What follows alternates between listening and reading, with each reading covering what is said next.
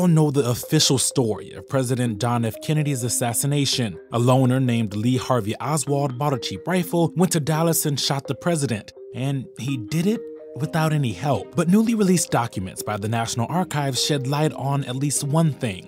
Some in the CIA worried that story might not be the whole story. Here are some of the most interesting things we found out from those documents. Important CIA officials were worried the CIA, the FBI, the United States Secret Service, and the Warren Commission didn't look into Oswald's contacts with foreign agents. Specifically, contacts Oswald had on a trip to Mexico, a woman who worked at the Cuban consulate who was never interviewed by investigators, and a KGB assassination expert. Keep in mind, the agency has revealed before they were actually surveilling Oswald while he was on this Mexico trip.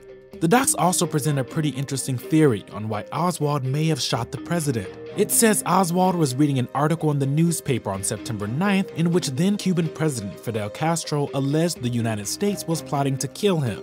Oswald then got the idea to kill President Kennedy as retaliation. And we know the CIA made multiple attempts to assassinate Castro. The internal memo says that article, quote, must be considered of great significance in light of the pathological evolution of Oswald's passive and aggressive makeup and his identification with Fidel Castro and the Cuban Revolution.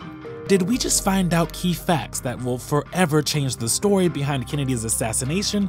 Sorry, but no. What it does show us is folks in the CIA were skeptical of the early findings from the Warren Commission and never said anything. Most likely because the agency wanted to keep conspiracy theories about the assassination out of the public sphere. It's been revealed before that the FBI and CIA lied to the Warren Commission, likely to hide those Castro assassination attempts. In 2013, the CIA's own historian said the agency was involved in a benign cover-up during the investigation to keep the commission focused on what the agency believed was the best truth. So far, this is all really interesting, but doesn't completely rewrite the official story. However, there are 3,100 more Kennedy assassination documents that must be released by October, a deadline implemented in 1992, and the only person who can stop the release?